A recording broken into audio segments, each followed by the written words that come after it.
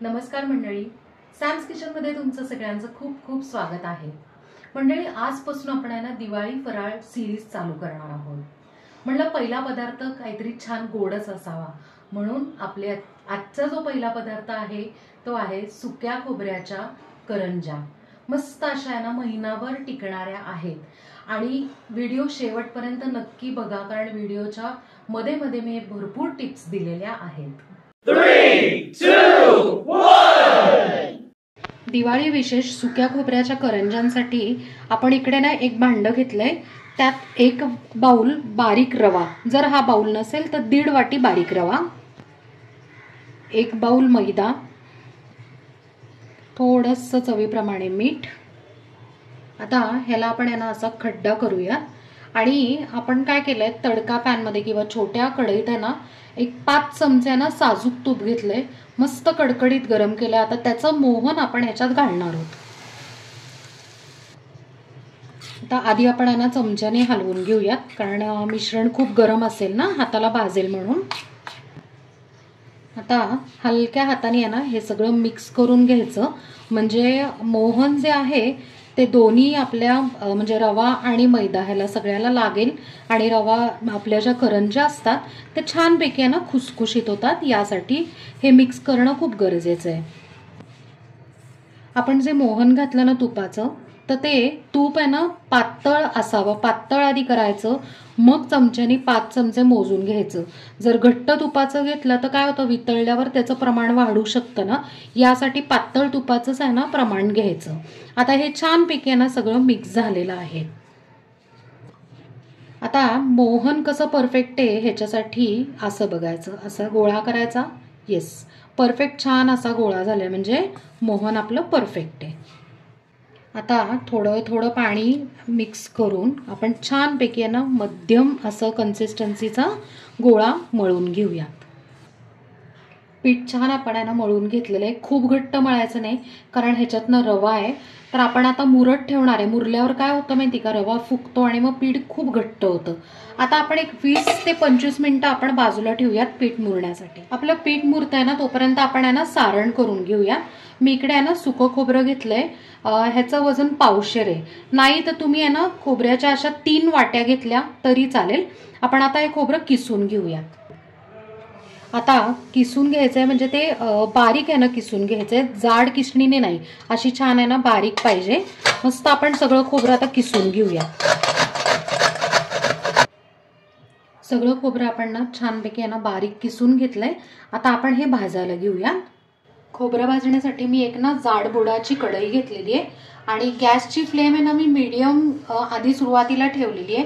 2 मिनिटं एकदा आहे ना कढई आपली तापली की मग लो फ्लेमवर छानपैकी आहे ना खमंग भाजून घ्यायचंय। अगदी जास्त लाल भाजायचं नाहीये, थोडासा गुलाबी कलर आला की लगेच बंद करायचं। एक 2 ते 3 मिनिटात ना लो फ्लेमवर आपण छान खोबरं भाजून घेतलंय, हलका असा ना कलर पण आलेला आहे गुलाबी। आता गॅस बंद करूया आणि इकडे ना मिक्स ड्रायफ्रूटची आहे ना मी पावडर केलेली, पावडर म्हणजे ती पण जाडसर केलेली आहे मिक्सरमध्ये। तुम्ही कुठलेही ड्रायफ्रुट्स तुम्हाला आवडेल ते घेऊ शकतात। इथे मी बदाम, काजू, पिस्ता असं घेतलेलं आहे। आता गॅस बंद केल्यावर ड्रायफ्रूटची पावडर मिक्स केल्यावर अगदी 1च मिनिट आहे ना सतत हे ढवळायचं, नाही तर काय होतं, तळाशी जे असलेलं खोबरं आहे ते जळू शकतं, यासाठी। अगदी 1 मिनिट छान आपण परत परतून घेतलंय। हे सारण आहे ना आपण आता एका बाउलमध्ये काढूयात। खोबरं आपलं इतकं छान गार झालंय। आता काय करायचंय, हाताने असं थोडंसं चुरून घ्यायचं। हे असं चुरून घेतलं ना म्हणजे काय होतं की ना खोबऱ्याचे काही ना मोठे तुकडे वगैरे असतील किंवा जाड कीस असेल समजा, तर तो पण आहे ना थोडासा असा चुरला जातो, थोडासा आहे ना बारीक होतो, यासाठी। आणि मग काय होतं की ना नाहीतर मग करंजी आहे ना तुटली जाऊ शकते ना, यासाठी ही प्रोसेस जरा महत्त्वाची आहे। आता ना ह्यात 1 चमचा मी ना जायफळ पावडर टाकते, ह्याच्याऐवजी तुम्ही आहे ना वेलची पूड टाकली तरी चालू शकतं।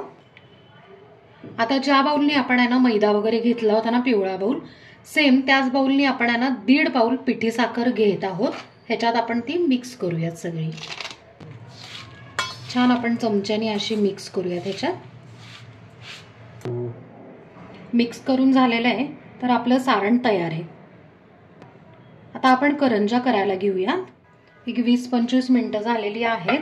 आपलं सारण होईपर्यंत आहे ना मस्तपैकी कणिकही छान मुरली आहे. आता परत एकदा मळून घ्यायची म्हणजे ती छान अशी सॉफ्ट होते. आता ना पीठ मळून झालं की मी आहे ना ह्याचे 3 गोळे असे केलेले आहेत. त्यातला एक गोळा घेऊयात आपण.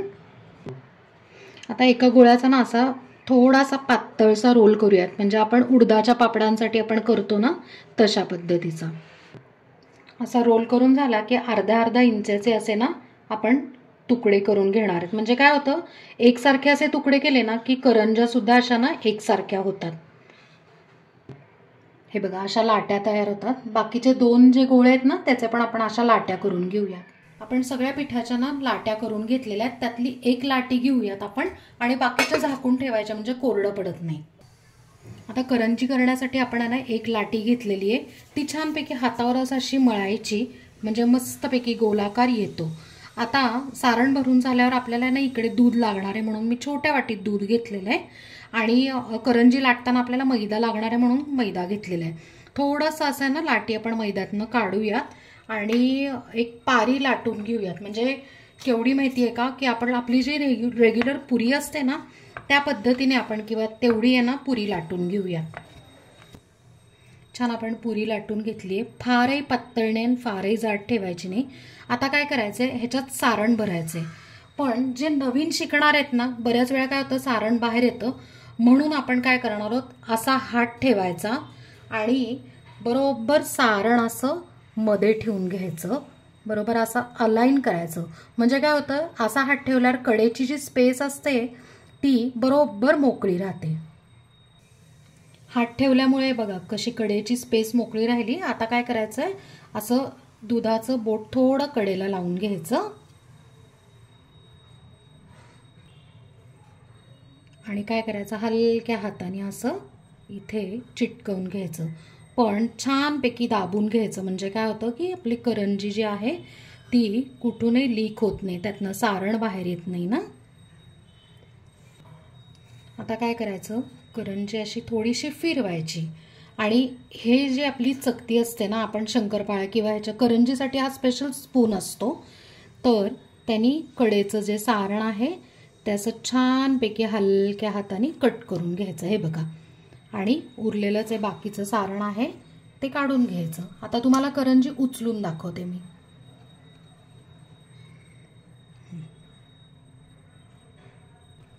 हे बघा करंजी मस्तपैकी आहे ना लॉक झालेली आहे. अशा पद्धतीने आपण बाकीच्या सगळ्या करंज्या करून घेऊयात.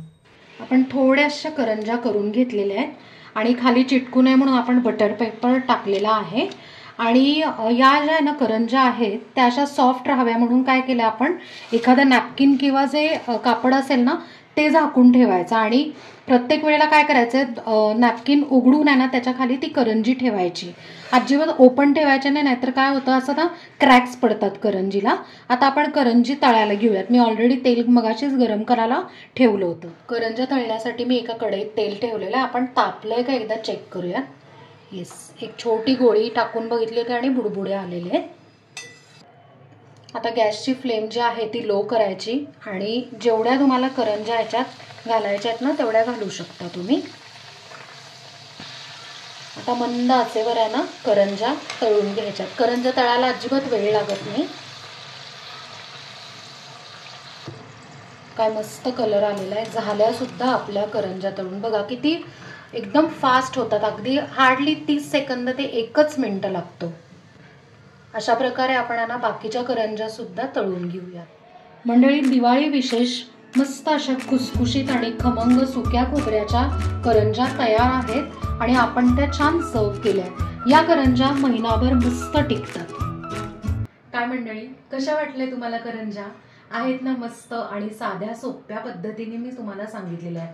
अगदी जे नवीन शिकणारे आहेत ना त्यांना सुद्धा अगदी व्यवस्थित जमतील आणि या प्रमाणात किती होतील ते मी सगळं डिस्क्रिप्शनमध्ये अगदी व्यवस्थित रेसिपी सकट किती क्वांटिटी होते हे सगळं लिहिलेलं आहे.